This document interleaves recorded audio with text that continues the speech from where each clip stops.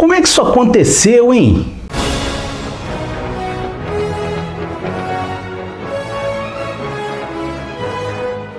Olá, bem-vindo ao Fantasma Brasil.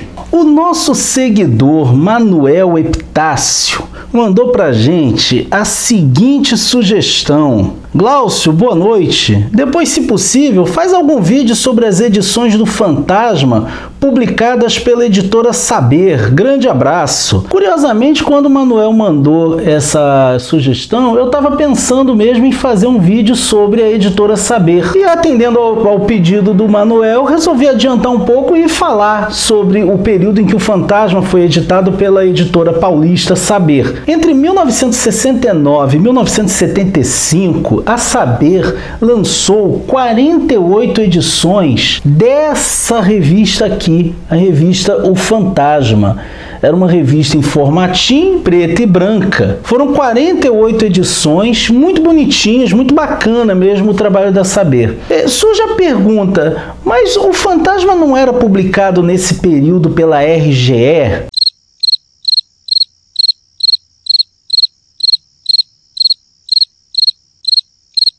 Pois é, eu sempre tive curiosidade de entender como é que a Saber conseguiu publicar o Fantasma ao mesmo tempo que a RGE. Acontece que, segundo o Alexandre Calari, do Pipoque Nanquim, num vídeo que eles têm sobre o Fantasma, a Saber descobriu uma brecha no contrato que a RGE tinha com o King Features. Eles descobriram que o contrato da RGE com o KFS era para a publicação de revistas, ou seja, aquela lombadinha canoa.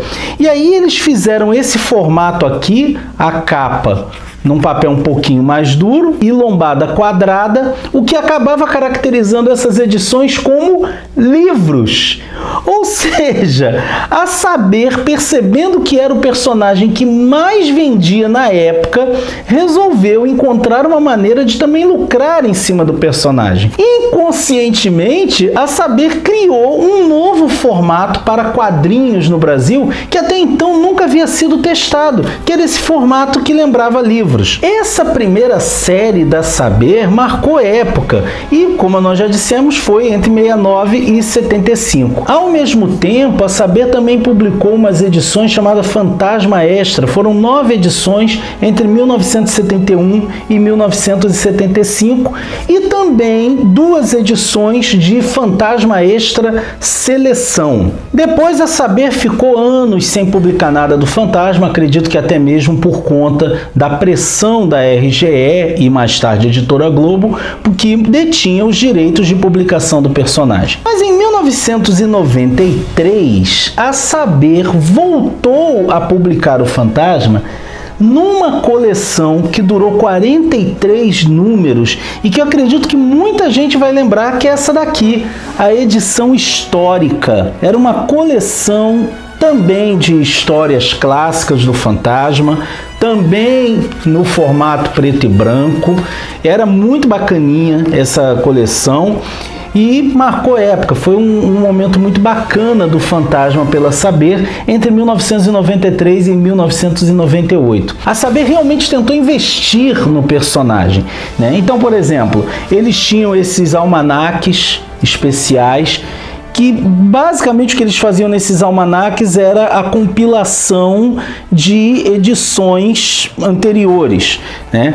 Um detalhe interessante também era pegando aqui, por exemplo, essa edição histórica, é que muitas vezes eles publicavam o Fantasma em roxo na capa e na contracapa colocavam ele em vermelho, né? A editora Globo já tinha marcado a transição do Fantasma da cor vermelha para a cor roxa. Eles também faziam esses almanaques, olha, os almanaques volumosos. Esse daqui, o número 3, por exemplo, 93 páginas, né? Ó, pode ver, negócio bem bacana, mas a Saber basicamente publicava em preto e branco, né? Ela não fugia muito desse padrão que ela mesma estabeleceu. E aí a gente pode pensar que de repente as edições que a Saber trouxe foram assim, de menor importância dentro da história do personagem, mas é um pensamento equivocado. Por exemplo, eles chegaram a lançar esse número aqui, tá? Formato americano, colorido, né? Uma história inédita, só saiu esse número, mas esse número aqui tem uma coisa que eu considero muito relevante para a edição da Saber. Naquilo que já é de praxe algumas editoras fazerem, que é colocar aqui a parte sobre o personagem, quem é o fantasma, né? De onde é que ele vem, coisa e tal. A Saber também fez algo que eu considero muito legal, que foi fazer um apanhado da dinastia do fantasma com alguns fatos importantes, desde o primeiro fantasma até o mais recente. E o que é legal é que eles acabaram também trazendo até o Fantasma 2040. Eles incluíram o 24º Fantasma na cronologia oficial do personagem. Isso é uma coisa muito legal, porque eles não apenas pegaram a dinastia do Fantasma desde o primeiro até o 21º que todo mundo conhecia, como trataram do 22º, e eles já tinham publicado histórias do 22º, que foi essa minissérie aqui, a minissérie publicada pela Marvel, tá? Que foi trazida aqui para o Brasil pela Saber, que trouxe em formato de minissérie, aquela minissérie que dividiu opiniões, e a Saber também trouxe ele como um encadernado. Fizeram depois um encadernado bem bacana, né, dessa coleção, dessa série publicada pela Marvel.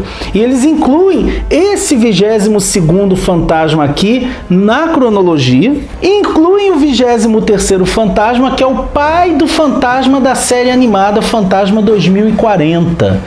Um negócio assim muito bacana, e eles também incluem o Fantasma 2040. Muito curiosamente, a Saber chegou a anunciar que publicaria os quadrinhos de Fantasma 2040, mas infelizmente ficou apenas no anúncio. Então, o grande barato dessa editora foi que, num período em que a RGE era detentora dos direitos do personagem, eles publicaram a revelia, e depois eles mantiveram o personagem sendo publicado no Brasil até o finalzinho da década de 90. Isso é um apanhadozinho do Fantasma publicado pela Saber.